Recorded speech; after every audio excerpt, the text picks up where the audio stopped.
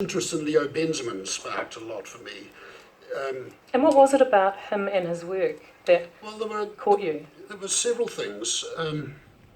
One was the peculiarity of the fact that that we both grew up in Takaka, and we had rather curiously parallel careers. You know, he lived in Takaka till he was 10, and then he went to Nelson College, and then he moved from Nelson to Christchurch, and I underwent exactly that same pattern. But he was a subject that was also had a literary dimension too, because his day job was working as a printer and typographer and book designer for the Caxton Press, and so he was a very important figure in that company, which was so important to the foundation of New Zealand literature. So, can you just explain to the younger people who the Caxton? Well, the Caxton Press was a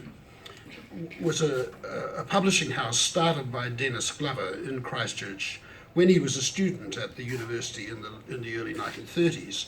After he left university, he set it up as a commercial business, I think in 1935. And initially he just published his friends, Alan Curnow and himself and A.R.D. Fairburn.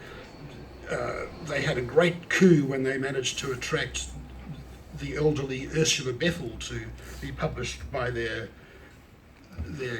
company, and then over the years nearly all the important New Zealand writers had their books published by Caxton Press, and not only were they devoted to New Zealand writing, but they also cared about the look of books, and they revolutionised typography and book design.